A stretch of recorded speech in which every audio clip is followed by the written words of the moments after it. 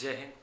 कभी तुम लोगों ने ऐसे लोगों से मिले होगे या फिर तुम ही इस तरीके के होगे कि तुम्हें लगता होगा कि सिर्फ तुम्हारे साथ गलत हो रहा है, मतलब दुनिया की जितनी दिक्कतें सिर्फ तुम्हारे मत्थे पड़ गई हैं। ठीक है।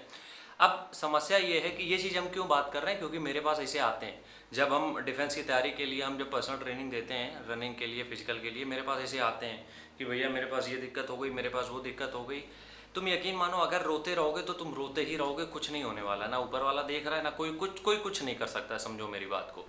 देखो, ये चीज़ समझो कि तुम्हारे साथ गलत हो रहा है, तुम गरीब हो या तुम्हारे साथ इतनी दिक्कतें क्यों हैं, ये सिर्फ तुम्हारे एक्सक्यूज़ हैं। इसको ना तो तुम जिस एग्ज़ाम में बैठने जा रहे हो उससे फ़र्क पड़ने वाला है, और ना ही जो तुम किसी भी फील्ड में जा रहे हो तुम्हारी इन सब चीज़ों से कोई फ़र्क नहीं पड़ने वाला है। इसलिए सबसे पहली बात तो ये एज्यूम करना बंद कर दो।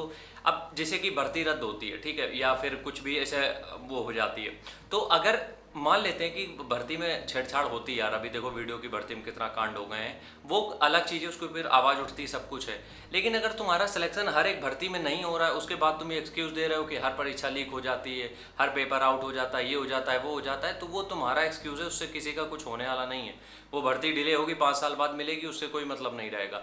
लेकिन अगर तुम बार बार एक्सक्यूज़ देते रहे तो तुम सिर्फ खुद को खुश कर रहे हो और कुछ नहीं, और खुद को खुश कर रहे हो, आगे जाके मरोगे। इसलिए हर समय ये रोना बंद कर दो कि तुम्हारे साथ गलत हो रहा है। ये रोना बंद कर दो कि दुनिया भर की सारी दिक्कतें तुम्हारे साथ हैं। ये रोना बंद कर दो कि इतनी मेहनत के बाद भी तुम्हारा सिलेक्शन नहीं हो रहा है, क्योंकि ये सब जीरो है, इसका कोई कोई कुछ मतलब नहीं रहेगा। और यकीन मानो, अगर तुम बार बार इस तरीके से रोते रहे ना कि कुछ नहीं हो रहा है, मेरे साथ गलत हो रहा है, तो यकीनन तुम्हारे साथ फिर गलत होता रहेगा, फिर तुम्हारे साथ अच्छा हो ही नहीं सकता है। जबकि तुम्हें ये ट्राई करना चाहिए, जो भी चीज़ें तुम्हारे साथ हो रही हैं उनमें कुछ ना कुछ तो अच्छा हो ही रहा होगा। अब हर चीज़ थोड़ी गलत हो जाती है यार। अगर मान लो तुम कोई पेपर दे रहे हो, तो इसका मतलब ये थोड़ी है कि उस पेपर में तुम सभी सवाल गलत करके आ रहे हो। कुछ ना कुछ तो सही होंगे, तो तुम्हें पता चल गया ना कि तुम्हारी ताकत कहाँ पे है।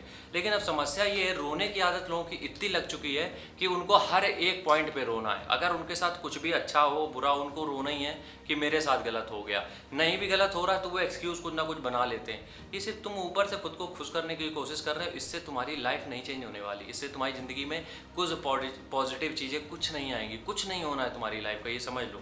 इसलिए हर चीज़ पे, हर मैटर पे रोना, हर जगह विक्टिम कार्ड की तरीके की, यार मेरे साथ गलत हुआ है, सबको ये बताना है कि मेरे साथ इतना गलत हो रहा है, कुछ नहीं हो रहा है। समझ में आया? हर जगह दिक्कतें हैं। कोई भी तुम फील्ड चुनोगे उसमें भी तुम्हें कुछ ऐसे लोग मिलेंगे जो तुम्हारे साथ गलत करेंगे। कहीं पे ऐसी जगह रहोगे जहाँ पे कुछ लोग तुम्हें मिलेंगे जो तुम्हारे साथ गलत करेंगे। हर जगह ये होता रहेगा, ये तब तक होगा जब तक तुम मर नहीं जाते हो।